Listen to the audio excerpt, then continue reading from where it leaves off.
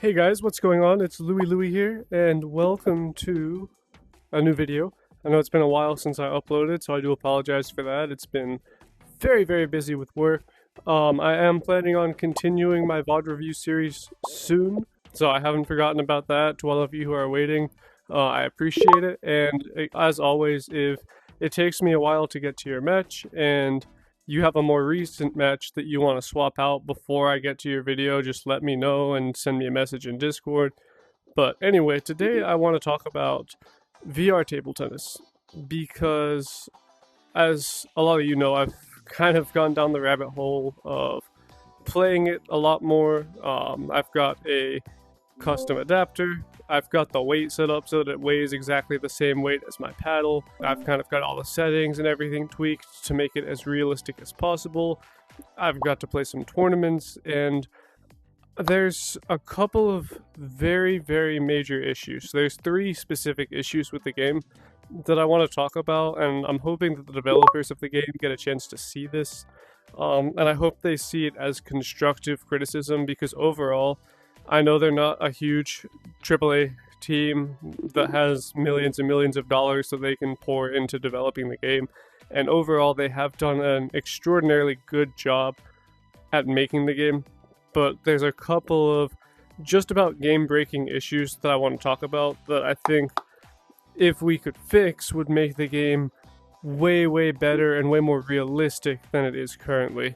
And I say this as someone who, of course, has played real life at a semi-professional level, who's been a professional coach for a very long time, and now who's also gotten to play some of the best people in the game here. So again, there's three specific things that I want to talk about. Now, the first thing I want to talk about is the friction of the table. Okay, so let's talk about the friction of the table. And specifically, the issue is that the table friction is much lower than it is in real life. So what I mean by that is, let's say I put some backspin on the ball. Even with a lot of backspin,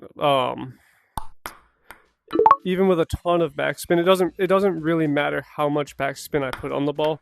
It will always slide across the table, and even if it bounces twice and it's technically short, it will always continue and end up going out instead of biting and coming back towards the net.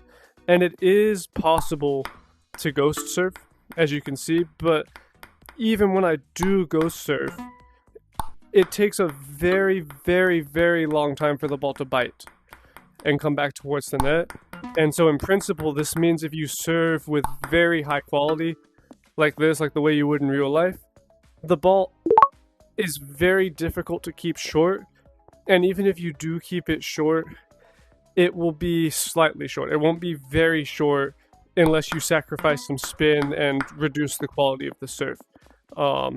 Another area this is noticeable is when someone is looping. Again, just the friction on the table when there is heavy spin is too low. It almost feels like if you've ever been to a hotel or like a basement and you have a really old table that's like from the 1980s, so it's just worn out and the surface is really thin. These tables almost play like that instead of playing like a professional table. And so that is the first really major issue I think that there is with the game. And again, the reason I'm going over these three specifically, there's some smaller things, and there's also some things that I think are very difficult to properly fix. But the three issues that I'm going to talk about, I think are relatively easy issues to fix because they're just things that can be fixed by kind of fine-tuning some parameters a little bit more. And I'm hoping that this will, in the long run, make the game more popular because it'll bring more real-life players toward it. But anyway, the second really major issue with the game is the way the ball travels through the air. There is a very high curve of the ball through the air, and much higher than it would be in real life. And this is most noticeable if you're like myself, a mid-distance looper who likes to go back, let your opponent attack, and counter loop. This does not work in the game, or it does, but it doesn't work the same way. So for example, if I go to the ball machine, and I'm just gonna have the ball machine loop topspin to my forehand. So let me set that up 1 second. Okay, so I've gone ahead and set up basically like if someone were to push you underspin and you loop that underspin ball with your opening shot, I've set up the robot so it's kind of giving you that opening ball. And so the second main issue is the air resistance and the trajectory that the ball takes through the air. And again, this is a really, really, really annoying issue because in the game, that's way too rapid. Just slow it down for a minute. In the game, the trajectory of the ball always comes much, much, much shallower than it would in real life. So for example, if I were looping and I hit a ball with this sort of force in real life, it's probably landing here. It's landing in the last couple inches of the table. The equivalent shot in the game will always come several inches, sometimes up to a foot more shallow than it will in real life. And this causes a couple problems. First, if you're like me and you like to go back and counter loop, you can see the ball, even after the second bounce, you can see how quickly it just dies. It bounces and it just shoots straight down because the air resistance is too high, or maybe just the way that the spin and the air react together isn't quite correct. But it means it's very difficult to go back. I'm reaching, my arm is fully extended right now, as you can see.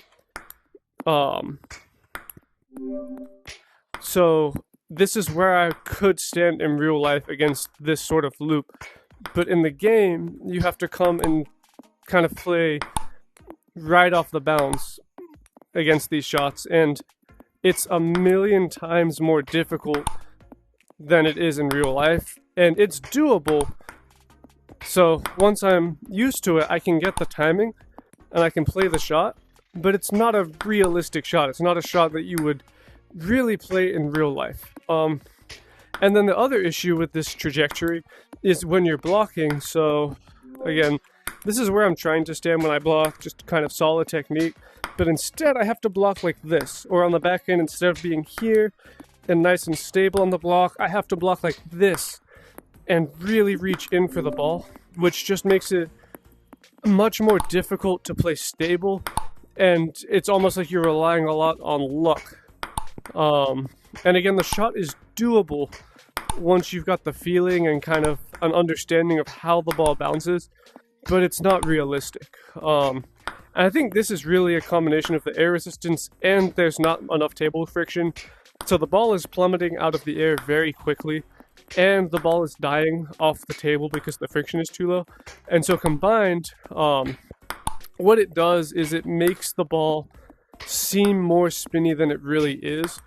And it makes it a lot more difficult to get into a high-speed rally after the third ball. You can rally in this game, but the rallies are often a lot slower, because if you start ripping at full speed, in real life you can kind of still rally many balls in a row, but it's just not possible in this game. Or it is possible, but it's with totally foreign technique to the way that you would play in real life. So that's the second major issue. And now one more issue that I want to talk about is the way that the rubbers work, the way that the ball reacts off the rubber. I don't really know the best way to describe this issue, but I'm just going to show it. So this is just like a short touch, and again, this ball should be stopping and coming back, but it's not because of the friction. But you go in for a short touch. There, you see that? That's the issue. Like, I just caught the ball on my rubber going for a short touch, and I know that my settings are good. My spin is all the way up, so it's not like I'm playing with anti-spin. I'm playing with the spinniest possible setup that I can be playing with, and yet for some reason there's some really weird mechanic that makes short touching just about like, what? This is ridiculous. And so again, the only way to then short touch is to like jab at the ball forwards, which is terrible technique. And it means that yes, you can push short, but the quality is really low, and you can never push short and make the ball come back towards the net. In real life, I could touch, and actually that was a really good one. But even there, it went out. It should stop and come back towards the net, and the timing is so strange. Like, it's skidding across the rubber, and that's just wrong. And this ball that I'm giving myself is heavy underspin, about the amount of underspin that a really good player would have on a backspin serve. So it's something with the way the ball reacts to the rubber, where you get a lot of double bounces, you get a lot of slipping, and so the only way to touch short is with this sloppy technique. And if you get it perfectly, like, it's just not possible. So you have to basically either push long or touch short with terrible technique, and there's no correct there's no way to play the shot correctly the way that you would in real life. And again, the reason I'd bring this issue up is because this is an issue that I think is relatively easy to fix, because it may be as simple as just adjusting some parameters. And a lot of the shots, like I'm playing forehand flip here, this shot feels good. Like, this feels pretty similar to how the flip would feel in real life. It's not perfect, but it's enough to where it kind of replicates the feeling enough to where I can do the shot with confidence. But the spinnier, I'd say the spinny shots and the shots with feeling, because of the air resistance, the table friction, and the way that rubbers work in this game, is causing a big problem. And I like this game because it gives me a way to play with my work schedule when I don't have time to necessarily go down to the club. But I'm hesitant to play this game so much because so many of the shots require different technique to what you may need in real life. And so I don't want to get different muscle memory playing this game, go back to real life, and all my shots are different. So I have to force myself to play worse in this game with proper technique in order to not impact my real life playing. Whereas I wish the game was at a point where at the very least I could kind of play realistic strokes in this game, and even if they're not perfect, it's like doable, if that makes sense. But anyway, that's gonna do it for this video. Again, if the developers, if you're watching this, please take it as constructive criticism. We all very much enjoy the game. You've done a very good job. These are just some things that I think can really improve the game. So I hope you take this advice and implement it, and maybe we get a couple updates and then go from there. But thank you all for watching. Until next time. Again, I'll try to have VOD reviews out soon. I don't know when, but until next time.